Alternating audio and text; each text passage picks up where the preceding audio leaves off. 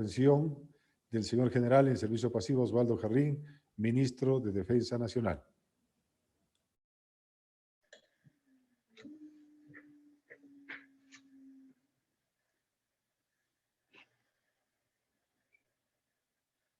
¿Puedo iniciar?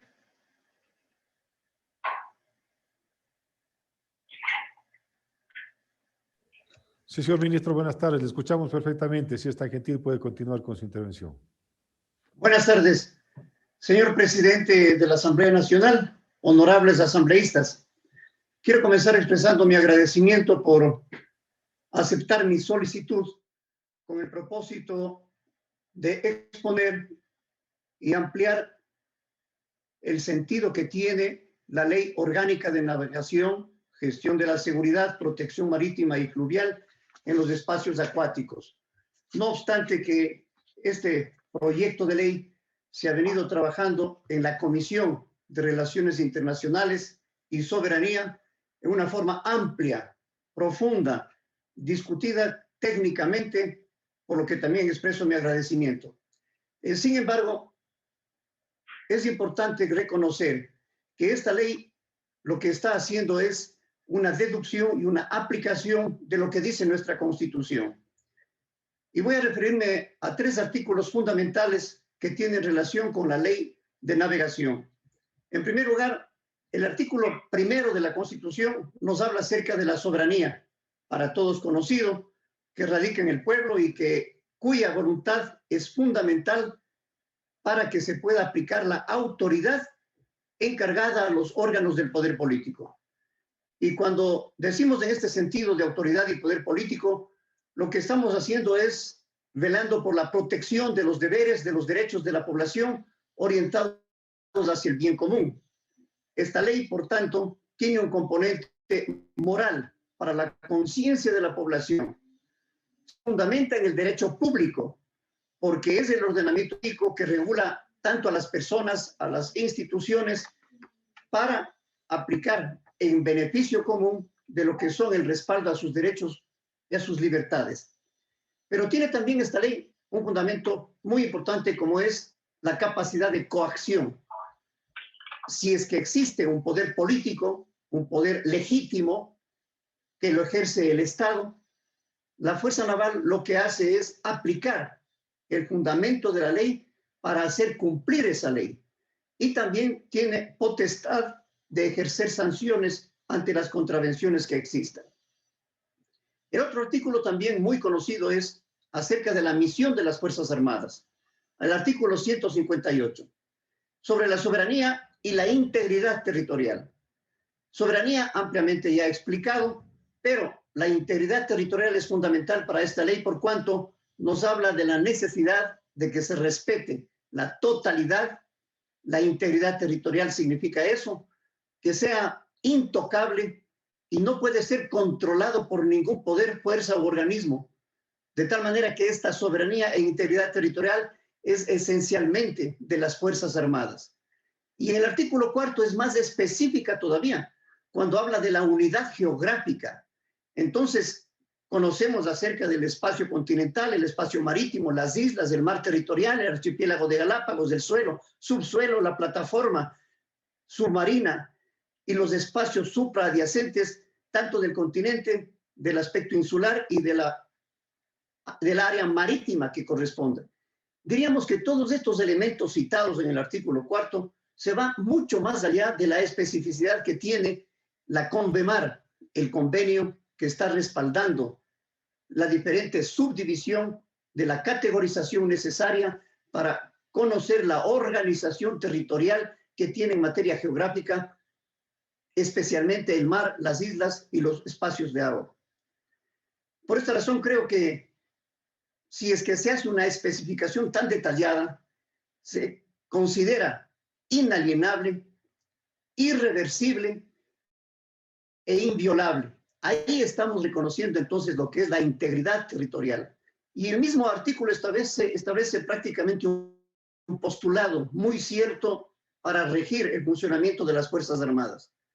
Nadie atentará contra la unidad territorial ni fomentará la secesión. Esto habida cuenta de que puedan existir convenios que se puedan realizar siempre y cuando no atenten con lo que se acaba de manifestar en la unidad geográfica, territorial e histórica que tiene concebida en la Constitución acerca del territorio, de los recursos y del patrimonio nacional. Y simplemente la CONVEMAR, que es un convenio que rige la organización y el derecho marítimo y territorial en el territorio ecuatoriano, se fundamenta en el 425, que es del orden jerárquico de las normas que rigen al Estado ecuatoriano. Ahí está el convenio, entonces, que va a dar sustento a la ley que estamos presentando para aprobación de la Asamblea Nacional. Una ley que debe partir acerca de la organización del sistema marítimo nacional. El propósito fundamental es precisamente lo que he dicho acerca de los artículos en que fundamenta la Constitución para que exista una ley. Garantía de la soberanía nacional. Pero también, como es evidente, que haya seguridad en la navegación, porque de eso depende que se pueda aprovechar los recursos que tiene el Estado, de su mar, de su plataforma, de su espacio marítimo, de todas las actividades que se derivan del funcionamiento de la navegación, de comercio, del transporte, de los puertos y las industrias del mar. Todo eso es la protección que se da no solamente a estos recursos que acabamos de mencionar, sino también al ambiente, además de los recursos marítimos que se encuentran en el espacio geográfico, a responsabilidad de la soberanía y de la integridad territorial por parte de la Fuerza Naval. Y también asistimos en la gestión de riesgos. Ese es el propósito de la ley de navegación. Pero cuando estamos hablando de la seguridad marítima, más específicamente, hay que hablar de las normas tanto preventivas como de control de las naves y de la gente de mar que trabaja, que vive, que opera en el mar, para que exista a través de la ley la presencia de una autoridad marítima. Esta autoridad se desprende del artículo 1 de la Constitución, que haya poder fundamentado con autoridad y que se constituya en un rector de los puertos y que tenga la facultad de reconocer, de asignar y de controlar el abanderamiento de las naves que estén surcando o que lleguen al mar territorial ecuatoriano. 4 son los aspectos que están determinados en esta ley de navegación, que además de nuestra Constitución, como es evidente, estamos dentro del derecho marítimo internacional. Organizaciones internacionales son las que determinan normas, fundamentos para que funcione a través del mundo la navegación, el comercio y el uso del mar. En este sentido, estos 4 aspectos se corresponden, primero con la navegación, en segundo lugar, la seguridad en esa navegación, la protección marítima y las contravenciones que pueden ser consideradas y administradas, establecidas en la ley. Cuando hablamos de la navegación, es necesario que las naves tengan un adecuado registro, una certificación, un control. Esa navegación debe ser no solamente registrada tanto en el mar como en los ríos, en los recursos fluviales, de tal manera que se pueda funcionar en forma armónica, legal, coordinada y administrada según los cánones que establece la Constitución, en este caso, la Ley de Navegación. Y para eso también se necesita una capacitación de la que se encarga la Fuerza Naval. Mientras tanto que la seguridad de la navegación está ejercida a través de los institutos científicos como el INOCAR que posee la Fuerza Naval para que se establezca la cartografía marítima y fluvial. Porque si hay corrientes, si hay subsuelo, si hay plataformas, si hay efectos de la naturaleza sobre las corrientes marinas y sobre el mar en sí, hay necesidad de que tenga una especificación técnica mapeada para referencia de todos los usuarios y de todos los que vengan a utilizar el mar ecuatoriano. Hablamos de naves internacionales. Existan ayudas de navegación para que se eviten accidentes, para que sean canalizados, para que sean armónica, técnicamente llevados a su destino en los diferentes itinerarios que se establezcan. Y por supuesto, si hablamos de seguridad de navegación, la Fuerza Naval está atenta con guardacostas y con sus unidades especiales para atender a gestión de riesgos. que es parte fundamental en la seguridad de la navegación. Otro de los aspectos que está considerado dentro de la ley es la protección marítima, porque, como es evidente, no solamente hay actividades lícitas, comerciales, técnicas que existan, también existen, infelizmente, actividades ilícitas, ilegales, que atentan con la seguridad de la gente de mar, de las naves y de todas las actividades productivas que tiene nuestro país. Por esta razón, hay necesidad de que exista protección de las naves, protección de las instituciones, protección de las instalaciones, protección de los puertos y de la gente de mar y de todos los bienes que existan y que pueden ser constituidos hacia futuro en instalaciones para el progreso, para el desarrollo marítimo y económico del país. Debe existir, por consiguiente, para toda esta forma de ejercer la aplicación de la ley, una policía marítima. Y es el único caso de las Fuerzas Armadas que cumplen este papel como policía marítima, porque tienen los recursos, porque operan en el mar, en el archipiélago, en todo el espacio acuático, fluvial que tiene la geografía ecuatoriana. Y también, como es evidente, el ambiente es parte fundamental para la protección y que tiene repercusión en los recursos, en las naves y en el funcionamiento de la navegación. Finalmente, se contemplan las contravenciones que son materia de la administración para el funcionamiento de la ley o de quienes infrinjan voluntaria o involuntariamente, pero que tiene que ser analizado y se establezcan las sanciones de ser el caso, las impugnaciones que se presenten y, en definitiva, dar atención a la vigencia, al cumplimiento de la ley. Todos esos aspectos que estamos mencionando se centran fundamentalmente en lo que es la protección de la población, de la gente de mar, de las naves, de los recursos, de las instalaciones, del ambiente. Por esta razón, esta policía marítima tiene una forma específica de actuar si es que está respaldada en la ley, en donde podemos decir es una autoridad legal, una autoridad legítima, que le va a permitir dar respaldo jurídico al empleo de los medios navales, para que haya seguridad en el transporte, en la movilidad naval, en el movimiento, en las instalaciones, en los puertos, de tal manera que haya una armonía, un funcionamiento equilibrado entre todos los que hacen uso y derecho del comercio, del transporte y de la navegación. Por esta razón, la Fuerza Naval tiene facultades como Policía Marítima de realizar visitas, de realizar inspecciones. Si hablamos de registros, de certificados para la navegación, debe tener capacidad de actuar, de inspeccionar, y si es el caso, de realizar retenciones.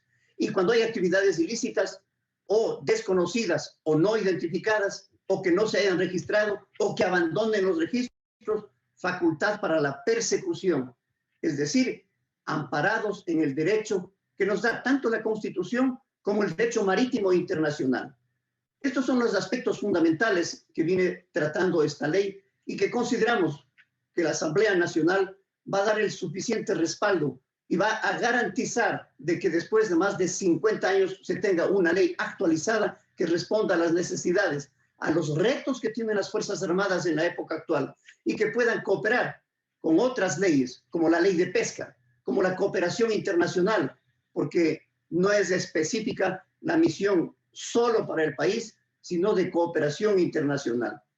Y finalmente, si me permite, señor presidente, en esta misma oportunidad de analizar, de motivar la trascendencia que tiene esta ley de navegación, tenemos, luego de una visita técnica in situ realizada por la Comisión de Soberanía y de Relaciones Internacionales a Galápagos, por cuanto consideramos que la estrategia que determina y que está funcionando por parte del Ministerio de Defensa con sus Fuerzas Armadas ha establecido la estrategia de seguridad común regional para que haya cooperación con los países, pero siempre y cuando que demos mayor oportunidad de utilizar los puertos, los aeropuertos que tiene el país o que se deben mejorar para un mejor desempeño. Y me estoy refiriendo al archipiélago de Galápagos. Es una verdadera posición estratégica extraordinaria, porque si está a 1000 kilómetros de la costa, lo más importante es tener lo más avanzado que se pueda para control de los corredores, ya sea para las amenazas que se refieren a la pesca ilegal, no declarada, no reglamentada, como también para el narcotráfico, que es fundamental en el accionar. Por esta razón, la Comisión de Soberanía y de Relaciones Internacionales quería conocer físicamente y visitamos in situ y se dieron cuenta de que lo que se aspiraba hasta el momento en proyecto es apenas de adecuar la pista de la isla en la Capitanía de Puerto de San Cristóbal. Y estamos hablando no más de 50 metros cuadrados, mínimo acceso para el hangar. Y que la pista opere 24 horas, porque hoy funciona 10 horas. Y evidentemente cuando realizamos navegación, exploración aeromarítima, visitas, patrullaje, se necesita 24 horas para no dar oportunidades o espacios para las actividades ilegales. Eso es parte de una estrategia de mejor cumplimiento, de amplitud y de profundidad en la responsabilidad que se tiene tanto para la soberanía como para la actividad que tiene que ver en respaldo a las actividades lícitas que tienen. Esa actividad de respaldo es patrullaje, es vigilancia, pero no con un horario determinado que dé espacios para que pueda actuar la ilegalidad. En esta misma oportunidad que se considera el análisis y la aprobación de esta ley de navegación, también solicito a la Asamblea Nacional nos dé oportunidad de mejorar la pista, de mejorar las condiciones de la base naval que tenemos en la isla San Cristóbal para un mejor desempeño de la seguridad a nivel nacional, para la soberanía, la protección de los recursos, protección del ambiente y sobre todo la protección de la gente de mar. Muchísimas gracias, señor presidente.